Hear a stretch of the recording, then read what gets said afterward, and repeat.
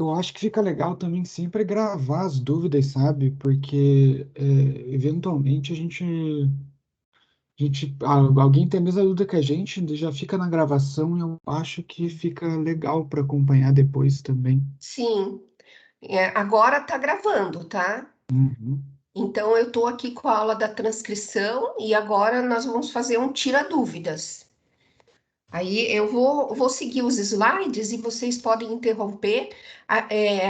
Lembra que eu comentei com vocês que a primeira parte estava meio truncada, né, da gravação, mas eu falei, ó, não tem muito problema porque são coisas que a gente já comentou. E vocês tinham o PowerPoint também, né, para olhar. Então, o que tinha nessa primeira parte é aquela parte do fluxo da informação gênica que a gente já comentou, né? E nós estamos agora tratando de transcrição. Primeiro, nós tratamos de replicação. E aqui, novamente, também eu estou mostrando uma situação em que eu tenho o DNA parental e na transcrição, uma das fitas do DNA parental será transcrita, que foi agora a pergunta até que foi feita, né? Qual das fitas vai ser transcrita? Isso vai ser depender do gene que está na fita. Tá? E o sentido da transcrição também é bastante importante. Então, lá na célula, qual é o DNA que vai ser lido? É o DNA molde, né?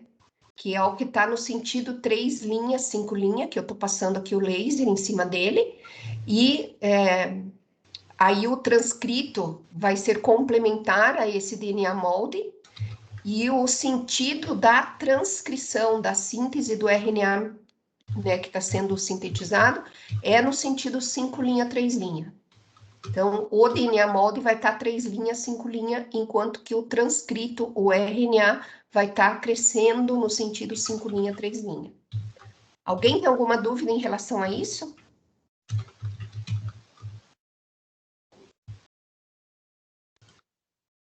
Bom, eu vou passando.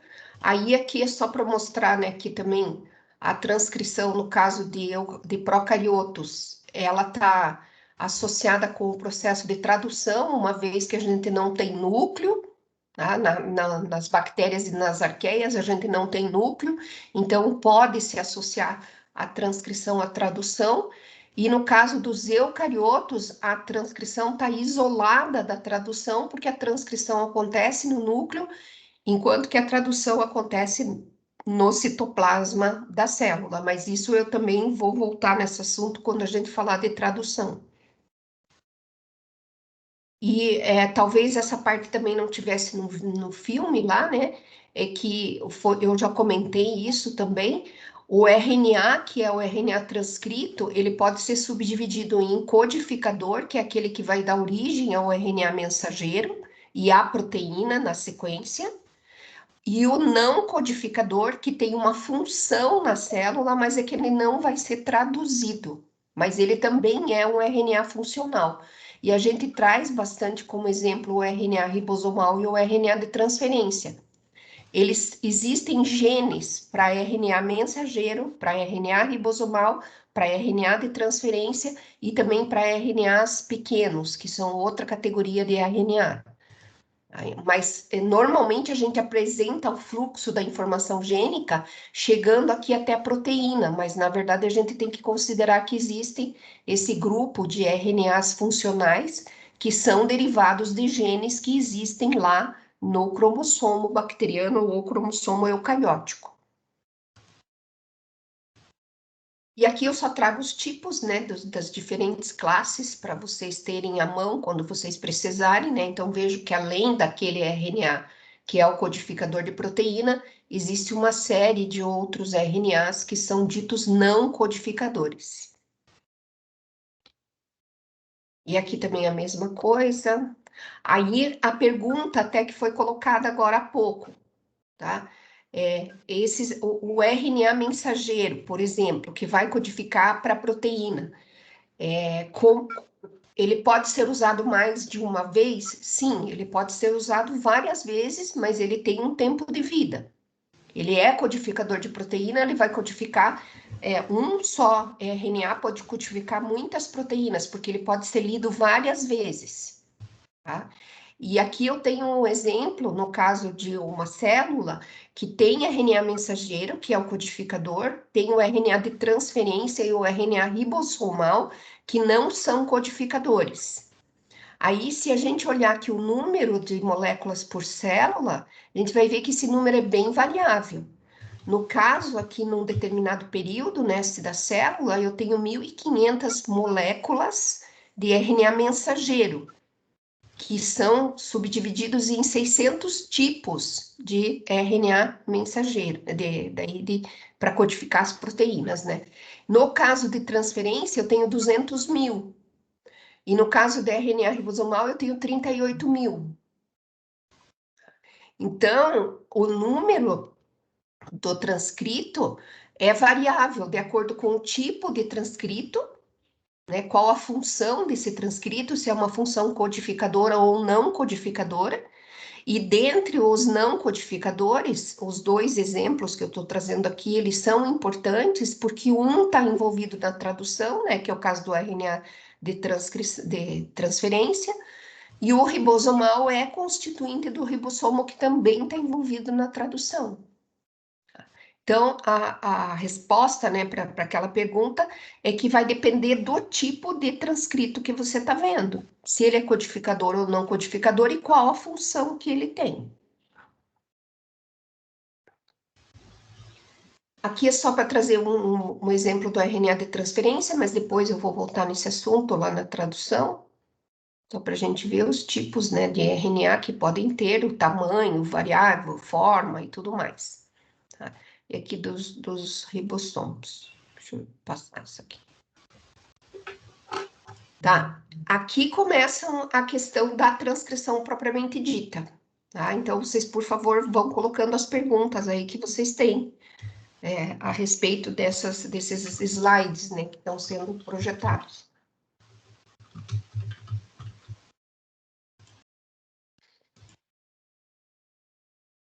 Se não tiver pergunta, eu vou entender que todo mundo entendeu o que está mostrado nessa figura. E aqui a explicação foi suficiente.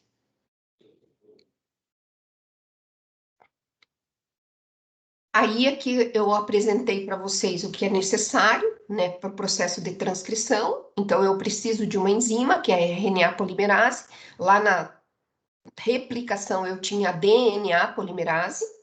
Tá?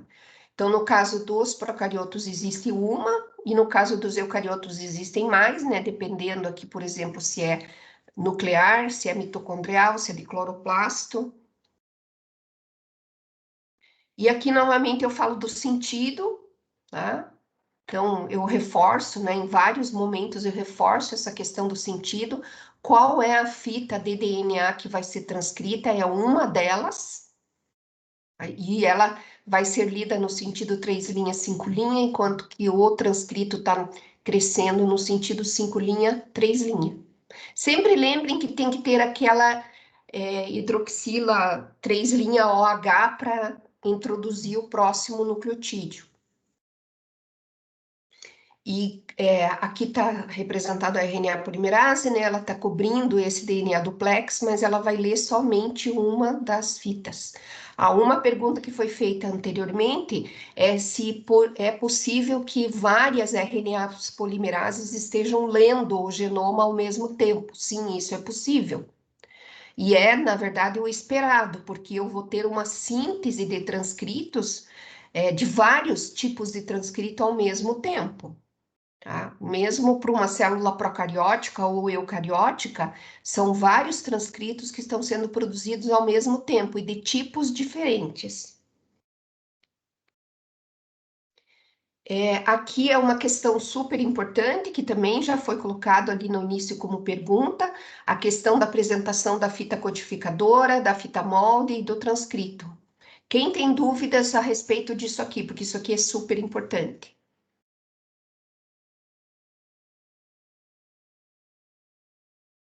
Então, eu vou colocar aqui o que vocês veem, né, numa publicação de um gene, tá? Aqui eu estou trazendo o gene GLIN-A, que é das nossas bactérias lá do laboratório, e o que a gente representa é a fita não codificadora. Então, onde está o laser aqui na base mais 1, é a extremidade 5 linha.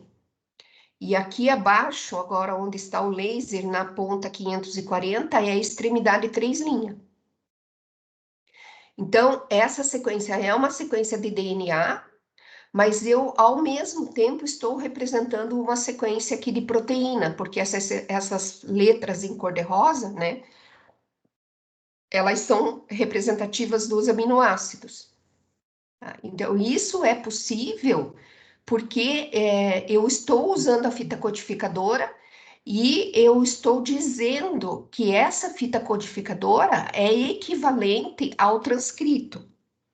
Então, se vocês olharem aqui, o que está acontecendo? A fita codificadora, tá? Se eu simplesmente trocar T por U, eu tenho o transcrito. E a partir do transcrito, eu posso ter a sequência traduzida. Então, é justamente isso, né, que se convencionou. Vamos publicar a fita codificadora, porque a fita codificadora equivale ao transcrito, que é o RNA.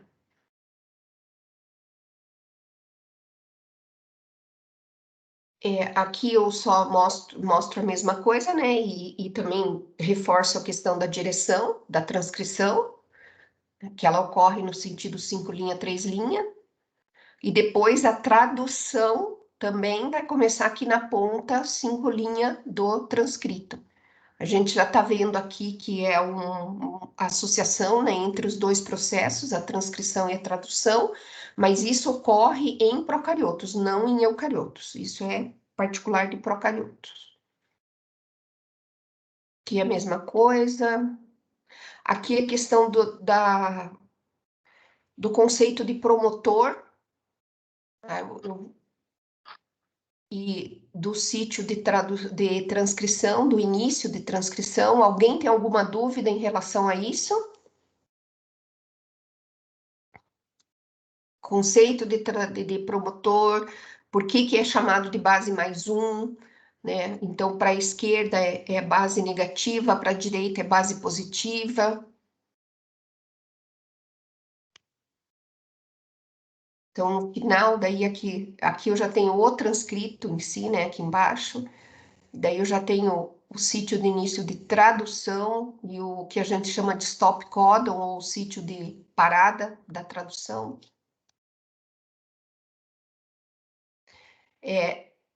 O RNA que é transcrito, ele é maior do que a região, né, que contém a parte que transcreve, será traduzida.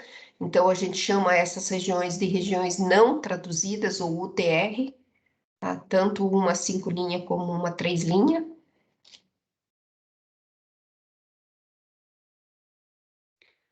Aqui é a mesma coisa, só que agora eu já estou colocando mais informações.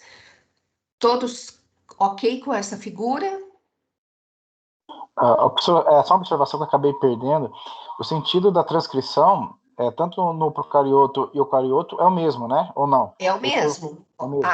O RNA, ele é transcrito no sentido 5 linha, 3 linha. Então, aqui nessa figura, se eu perguntar, né, onde está a primeira base do RNA mensageiro? Está aqui na extremidade 5 linha.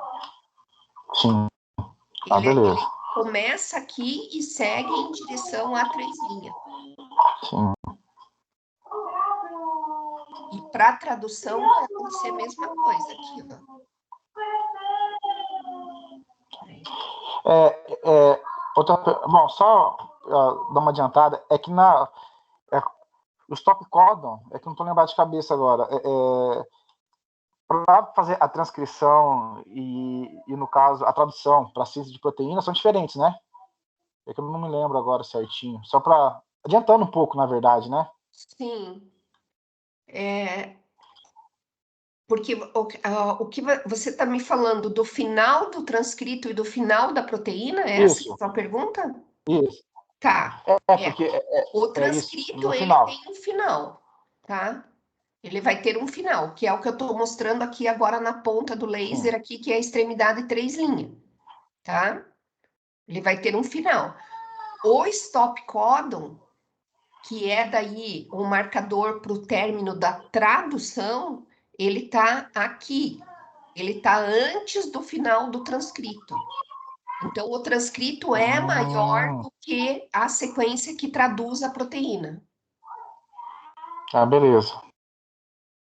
É o que É a isso gente mesmo. está vendo aqui, ó, nessa figura. Uhum. Então, eu tenho aqui um DNA dupla fita, tá? Uma das fitas vai ser traduzida, vai ser transcrita, que é essa 3 linhas, 5 linhas do DNA, tá?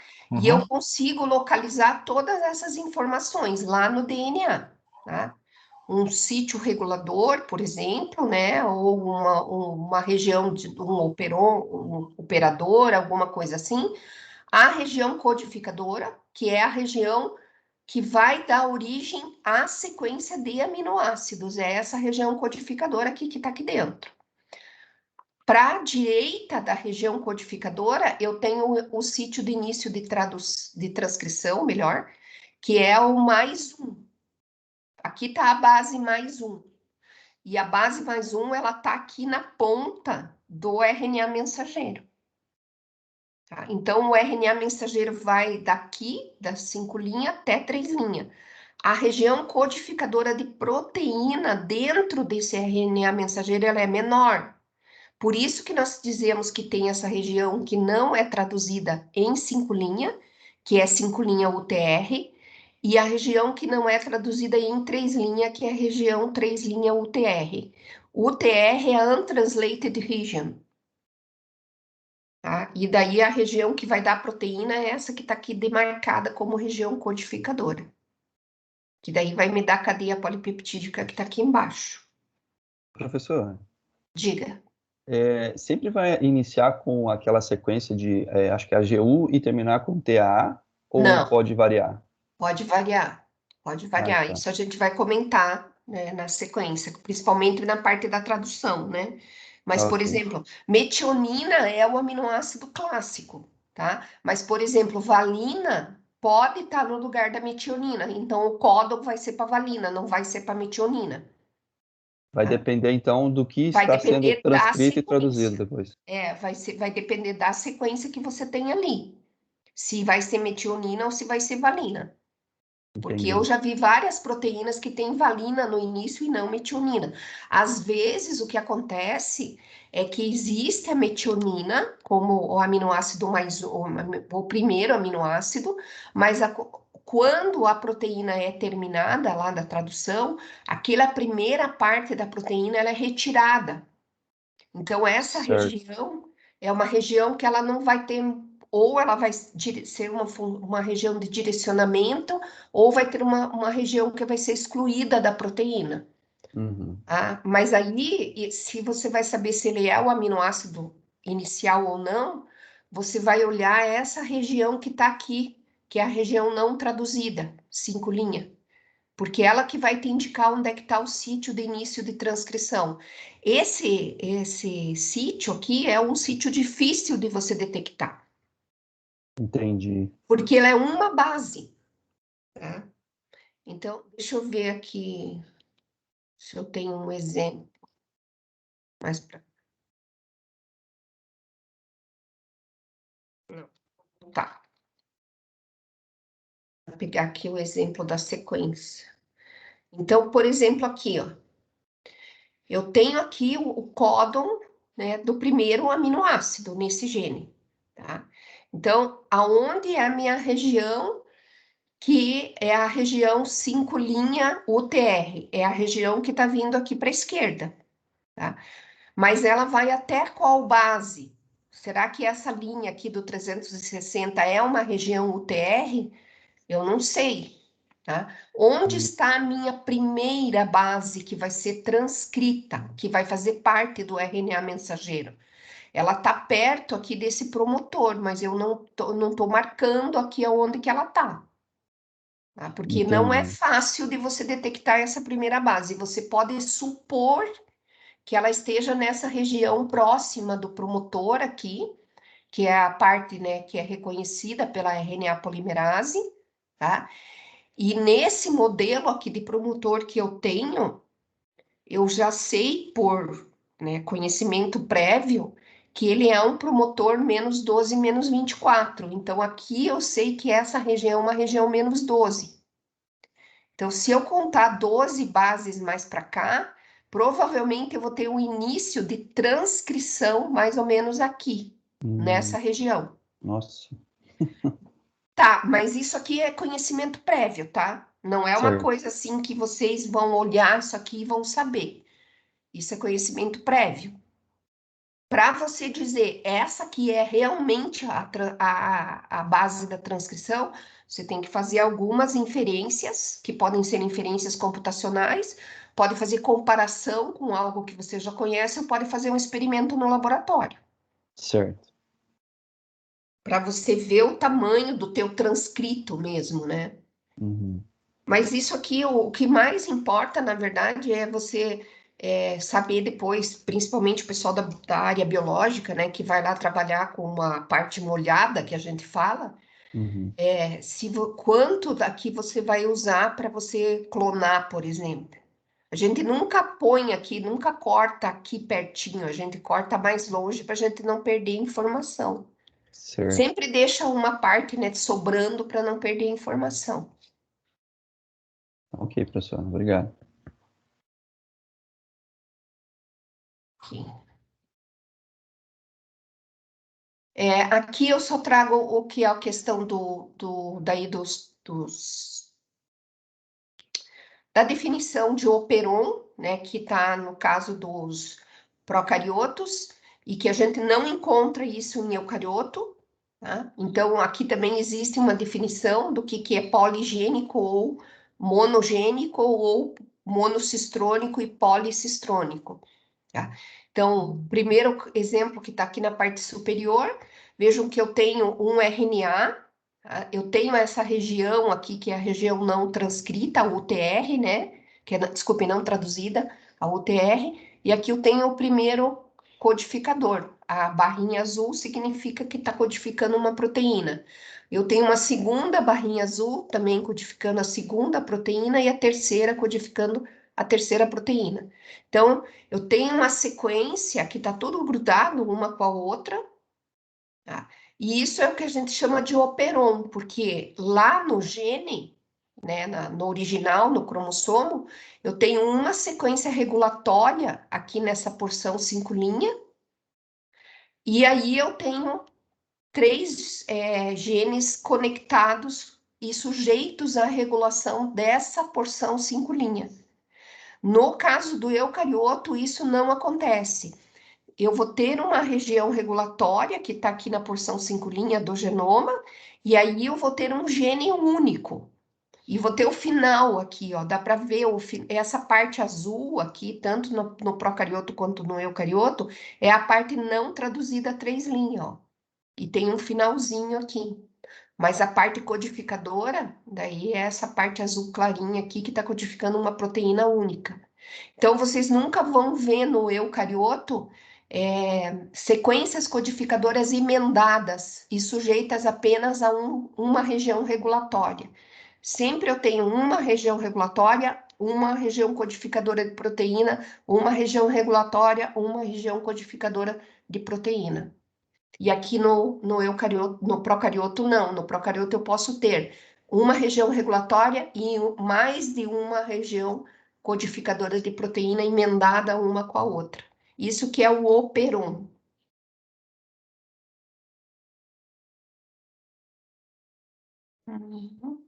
Aqui no caso, eu tenho também, né, uma representação de um operon. Entre o gene A e o gene B pode ter uma distância intergênica aqui, que pode ser curta ou ser longa.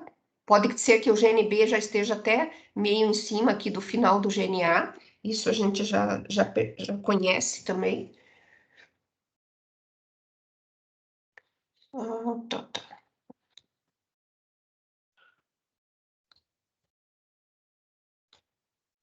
Das etapas do processo de transcrição, alguém tem alguma dúvida? O fato da RNA polimerase ter a capacidade de desenrolar o DNA, de reconhecer qual é a fita que contém o gene, que daí ela vai transcrever. A pessoa, só uma pergunta com relação naquelas as sequências de nucleotídeos, né, que controlam, que são a parte da regulação. Sim. É que a gente começa a estudar, né, e ainda não tem ainda conhecimento biológico, principalmente a gente da informática, e a gente começa a estudar os RNAs longos não codificantes, que aí eles falam, né, que tem a função reguladora, tal. Esses RNAs, e também a gente sabe que eles não codificam proteína, que a gente lê, digamos assim, né? Sim, eles não são codificadores de proteína. No caso, esses que regulam, né, que fazem a regulação, seria esses RNAs, digamos, longos não codificantes, ou não tem nada a ver? Sim. Sim? Podem ser esses ou podem ser os curtos também. Tem os RNAs de interferência também, tá? Mas aí o que vai acontecer é que você precisa investigar em que nível eles estão regulando. Por exemplo, se existe um RNA que vai regular ao nível da transcrição, ou um RNA que vai regular ao nível da tradução, tá? Os que são muito conhecidos, eles são conhecidos por regular o aspecto da tradução. Entendi. Então, o RNA mensageiro foi produzido, e aí esse RNA regulatório, longo ou curto, ele vai interagir com esse RNA mensageiro para facilitar o processo de tradução ou, eventualmente, para bloquear o processo de tradução. Entendi. Então, daí vai ser interação RNA-RNA e não RNA-DNA. Porque aqui no início do processo de transcrição, o que eu tenho? Eu tenho o DNA como molde, e eu tenho a proteína, RNA polimerase, e tenho outras proteínas que podem ser proteínas regulatórias. Eu encontro mais o aspecto de proteína regulatória do que RNA regulador nessa região, embora é possível também que exista. Mas não é tão frequente como a regulação exercida por proteína na transcrição. Entendi. E eu trago aqui, né, o que eu trouxe como modelo é a transcrição dos procariotos. Então, existem essas etapas, né, localização do promotor, formação do complexo fechado, complexo aberto, a síntese do RNA novo, e também aí o encerramento desse processo de síntese. Alguém tem alguma dúvida em relação a uma dessas etapas aqui?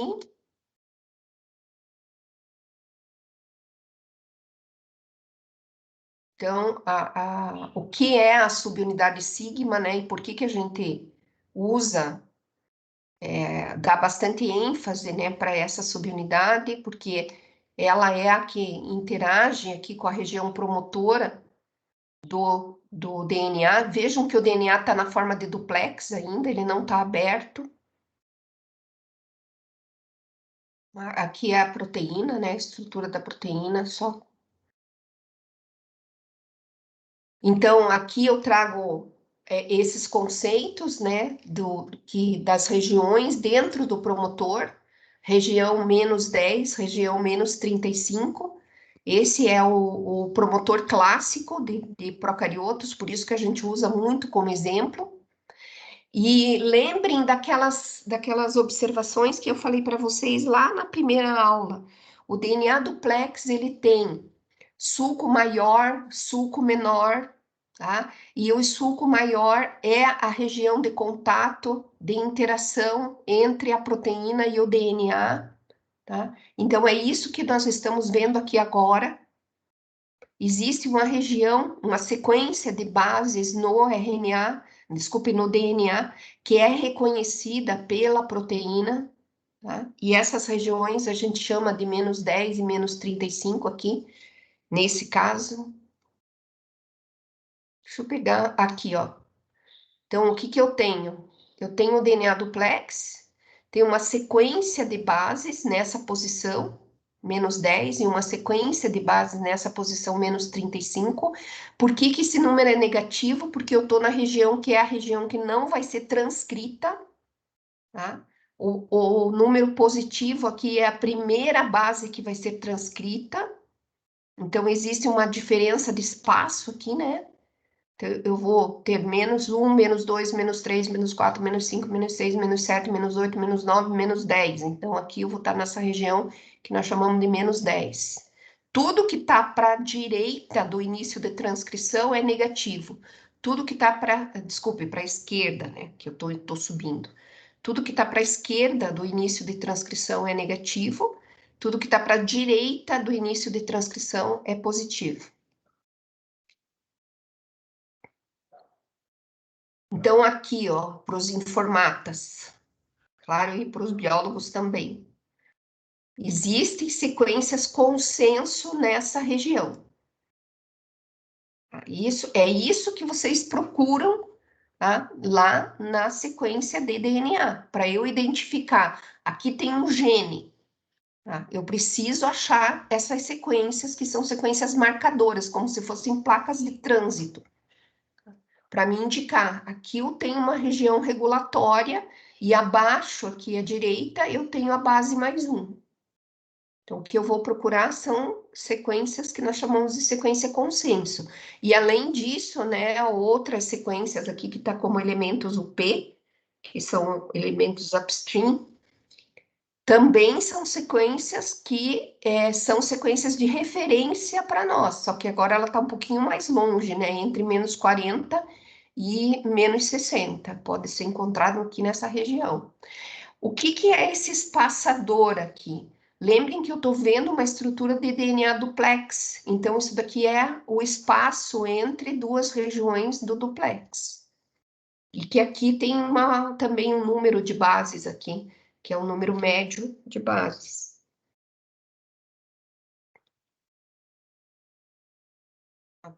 Então, aqui, ó. Alguma dúvida em relação a isso? O que é o espaçador? O que é o que a gente chama de sequência menos 10, menos 35? Olha o início da transcrição aqui. Ô, professora, Sim, ontem, acho que durante o vídeo, você usou o termo hexâmero. isso, hexâmero. E na hora Porque eu pensei que era uma sequência de 6, mas nos próximos slides parece que tem uma sequência maior. Então, como eu comentei, esse promotor menos 10, menos 35 é o promotor que nós chamamos de promotor canônico, ou promotor clássico. Por quê? Porque ele é bem frequente. Tá? Nos procariotos, é o promotor mais frequente que tem. E, assim, ele é o da rotina de transcrição. Só que existem outros promotores que são promotores mais específicos para situações fisiológicas mais específicas. Tá? Então, aí eu vou adiantar aqui um pouquinho para trazer isso. Onde que ela tá? Será que eu não tenho? Aqui, ó. Então, por exemplo, você tem promotor sigma 70, que é esse caso que eu mostrei para vocês, que é o menos 35, menos 10. Promotor sigma 54, sigma 38, sigma 32, 28, 24, 18. Tá? Então, esse promotor que eu estou chamando aqui de promotor clássico, essa região aqui, tá? Menos 10, menos 35, é aquele promotor que é para o feijão com arroz que o procarioto precisa. São as proteínas bem gerais que a proteína precisa e que ela está precisando a todo tempo, tá? Os outros promotores são promotores que vão ser reconhecidos e a transcrição vai ocorrer a partir deles em situações mais específicas. Por exemplo, o nosso, que a gente estuda bastante, é o promotor sigma 54, que ele é ativado, ele vai ser lido pela RNA polimerase quando a célula tiver uma condição de fixação de nitrogênio. Então, é uma situação fisiológica específica da célula. Por isso que a gente costuma apresentar primeiro esse clássico, depois a gente apresenta os outros que são mais específicos. Vejam aqui que tem vários genes, ó, que tem esse tipo de promotor, e são genes gerais. Aí a gente tira o quê? A gente tira um consenso. Já existe esse consenso na literatura para esse tipo de promotor. E quando você vai fazer a busca, né, a mineração, num genoma novo, você já usa esse consenso. Aqui que você está dizendo que ele está maior? Tá uns tamanhos diferentes, daí no Tá de começo eu tamanho achei que era só diferente. 6. Sim, aqui é a região que é a região mais importante, essa menos 10, tá? E aqui você também conta, você tem 6, tá? Aqui você tem mais, tá? Mas dentro, você tem um núcleo aqui dentro de 6 bases, que se você pegar aqui, ó, um TTGACA, você tem um TT aqui, ó. Tá vendo? TTGACA, ó. Ele tá aqui no meio, Ah, tá, entendi. Então tá? continua sendo 6 mesmo. O centro continua sendo 6, mas ainda você. Por que eles mostraram aqui com um número maior de bases nesse exemplo? Porque essa base aqui, 41, que é um T, ela é uma base de consenso também. Quer dizer, ela se repete nas sequências que foram alinhadas. Então, por isso ela foi colocada aqui também. E a base, essas bases aqui, T, C, T, T, também. Agora, dê uma olhada aqui, ó, na frequência disso aqui, ó. O que é importante é você olhar isso aqui, essa frequência. Veja o que você tem. O TTGAC aqui, ó, 82, 84, 79, 64. Aqui você tem esse C como 38. Essa frequência de ocorrência de 38% é uma frequência relativamente baixa. E as bases que são mais aqui significativas são essas aqui que estão no hexâmero. E aqui o C já está até com 53, ó, 53, 45, ele está caindo. Então, as bases mais importantes seriam essas aqui, que são essas aqui, ó, o TTGAC aqui, ó, que está aparecendo aqui. Aqui, no caso dessa sequência menos 10, você observa que você tem 79, 95, 44, 59, 51, 96, tá? Você veja que tem essa que é bem alta, esse A aqui que é bem alto também, tá? Esse TA aqui esse T também é bem alto. Então, essas bases aqui, elas são as bases que mais influenciam também você reconhecer essa sequência aqui. Embora no alinhamento, né, você tira ela como consenso. Se veja que aqui, ó, todos aqui tem T aqui, ó.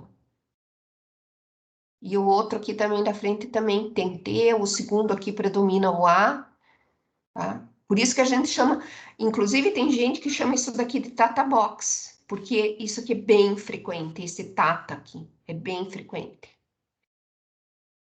Tudo bem em relação a isso? Tudo bem, professor, obrigado. Daí não tem mais exemplo, deixa eu ver aqui. Formação de complexo aberto é uma parte mais biológica. Tá? Ó, eu sempre volto, né, para a gente enxergar as coisas que a gente tá vendo, né, que eu tô mostrando para vocês. Aqui eu tenho um promotor bem diferente, ó, tá vendo? Aqui em cima eu tenho aquele promotor que eu acabei de mostrar para vocês, que é o menos 10, menos 35, que a gente chama de promotor sigma 70 também, tá?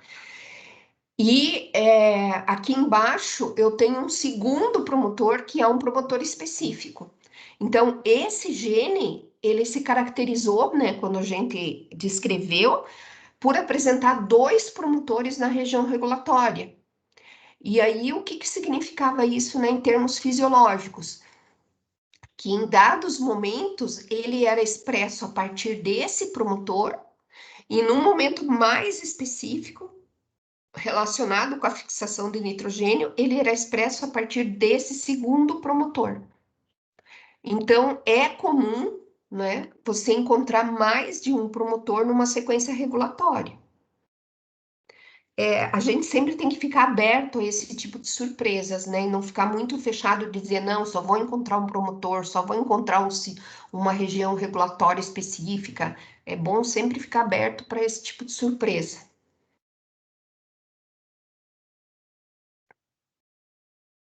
Alongamento, daí é o sentido. Aqui é a mesma coisa que a gente viu lá na questão da replicação. O nucleotídeo, né, o ribonucleotídeo que chega, ele chega como trifosfato, mas daí ele fica aqui no pareamento de bases, né, como nucleotídeo monofosfato, então o mecanismo é muito semelhante. Daí no término vai depender do tipo de sequência que a gente tem para o término. Então, existe um tipo de terminação que exige uma proteína, né, para ajudar a fazer a terminação, mas aqui eu também tenho sequência que a gente pode reconhecer como sequência de finalização.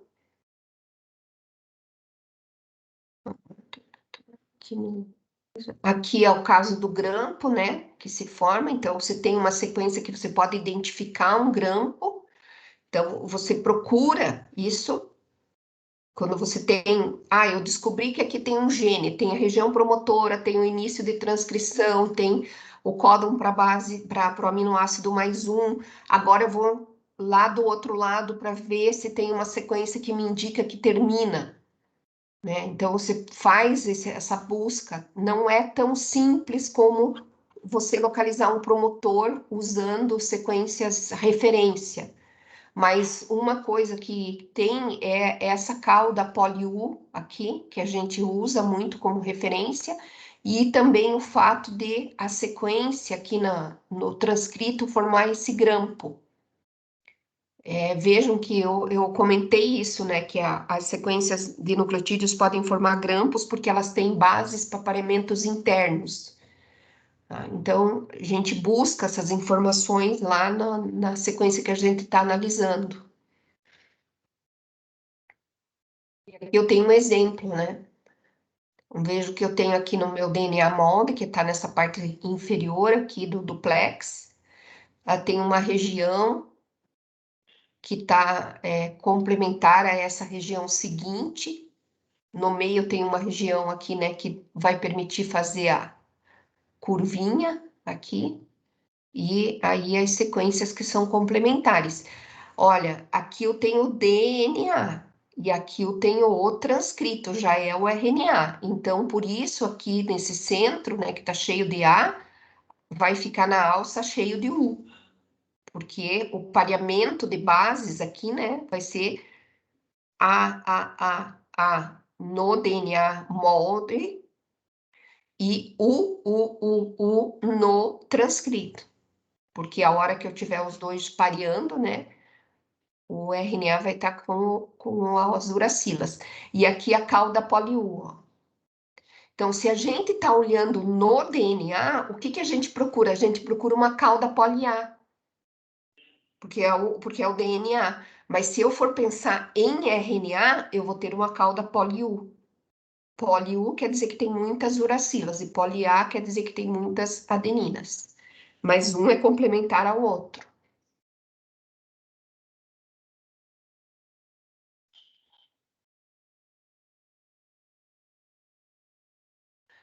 Esse aqui é o caso dos introns e dos exons. Alguma questão aqui relacionada a esse assunto?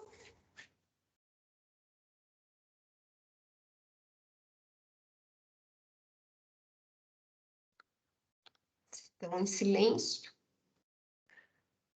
Esse é o caso, né, que eu falei que a transcrição acontece lá no núcleo, né, e daí depois o transcrito é passado para o citosol ou para o citoplasma, e aqui acontece a tradução. Esse é o caso, né, do fluxo nos eucariotos.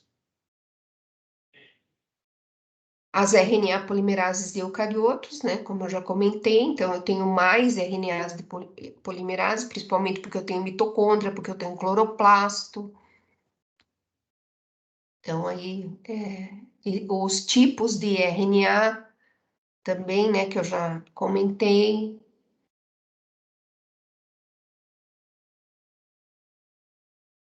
Aqui, daí, é a questão da identificação das mesmas sequências de referência, agora numa região promotora de eucarioto. Então, o Tata, aqui do eucarioto, são 4 bases, não são 6. Ele está nessa região aqui, que é uma região negativa, em torno de menos 26. Esse aqui é aquele promotor clássico de eucariotos, que é o mais comum. Tá? Eu tenho também uma base mais 1 de início de transcrição, do mesmo jeito. Uma característica dos eucariotos é que eu posso ter porções regulatórias que estão aqui na porção negativa do gene, mas também eu posso ter sítios de regulação que estão na porção positiva, quer dizer que estão se sobrepondo aqui, né, com a região de introns e exons também.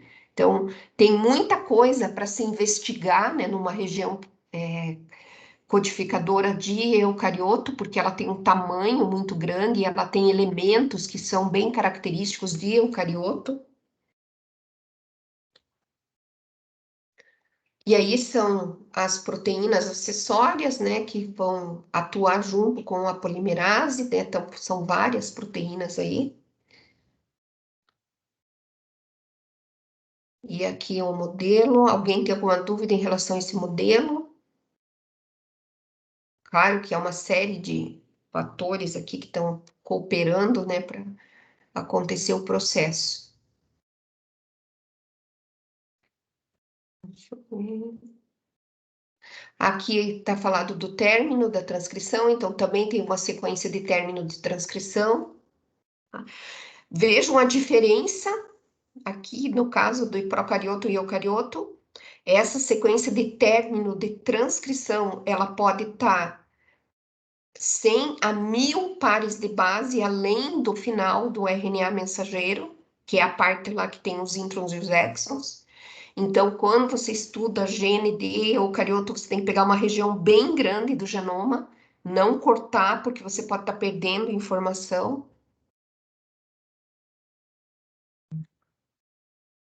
Os elementos de resposta, que são os elementos, as sequências, né, para situações regulatórias, apresentam sequências consenso. A questão do N aparecendo aqui de novo, ó. Então, tem regiões consenso bem definidas, que é daí melhor, né, para se usar como referência. Agora, tem outras que não são tão definidas, e que daí você pode ter variações nessas posições onde estão o N, mas você pode tomar como referência o caso dessa sequência, por exemplo, aqui, ó, que é a presença de cádmio. Você está cheio de Gs e Cs aqui nessa sequência, daí podendo ter outras bases aqui nessas 3 posições. Então, você aqui teria que investigar uma coisa mais variada, né? Mantendo essas sequências, essas bases que estão já permanentes, mas variando as bases que estão marcadas como N.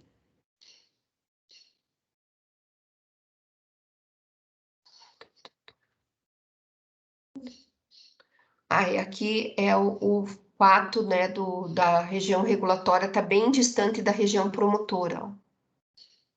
Então, isso quer dizer que tem uma sequência de bases aqui que vai ser reconhecida por uma proteína que vai interagir nessa sequência e que vai deflagrar uma resposta para o restante do processo.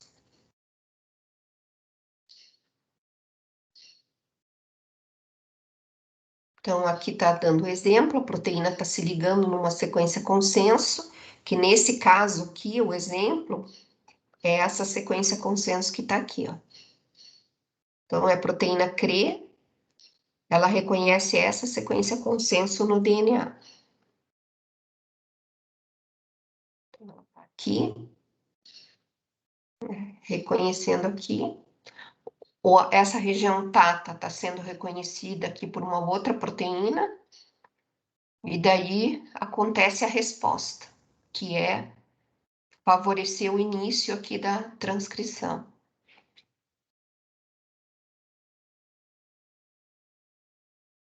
É isso aqui.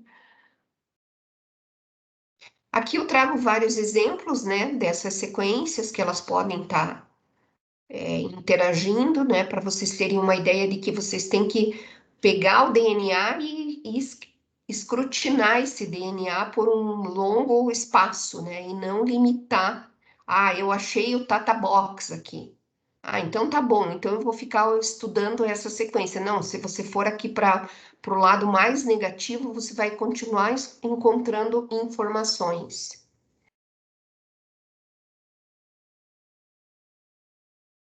Processamento. Deixa eu ver se tem alguma questão em relação a processamento. Professora, Hum? alguém perguntou antes de mim?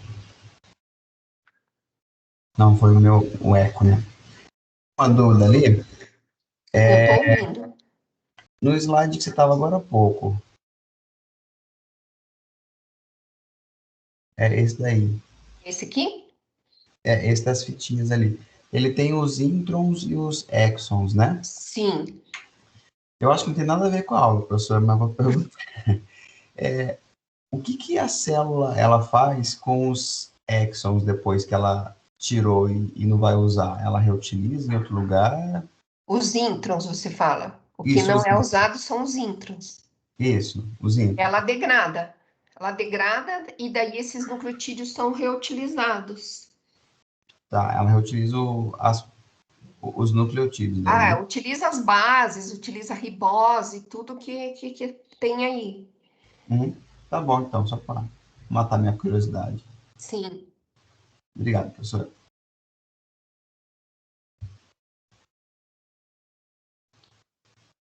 Alguma dúvida em relação a essas questões aqui?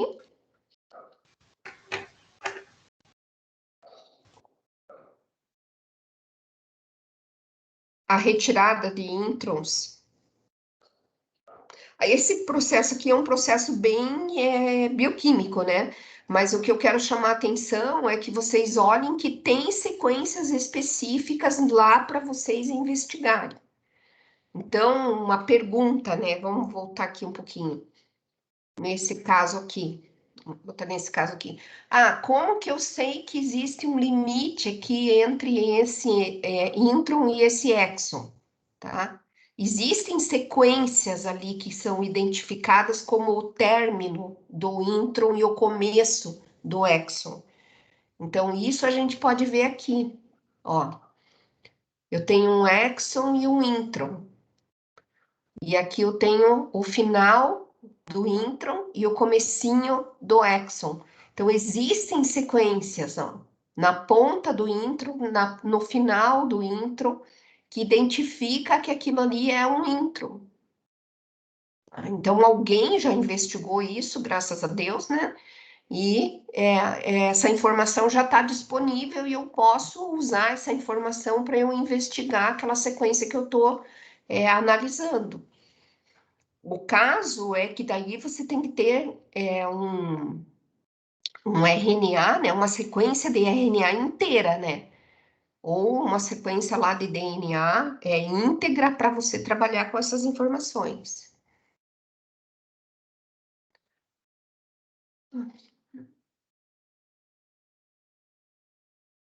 Uma dúvida nessa parte de processamento de procariotos? Aqui é a metilação, né, que marca os pontos. E o splicing alternativo. Isso daqui também é um assunto bem interessante. Que é daí o splicing é o processamento. A palavra splicing quer dizer processamento. Tá? E isso acontece em eucariotos. Então, existe a possibilidade de fazer combinações de processamento para ter resultados diferentes. E por isso que a partir de um gene você pode ter produtos diferentes. Mas isso é uma linha de estudo da bioinformática, o splicing alternativo.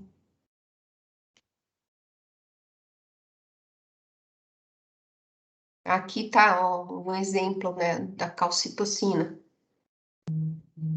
Então, você pode ter você pode ter dois produtos, ou dois tecidos aqui diferentes, né? Um tecido de tireoide, um tecido de cérebro.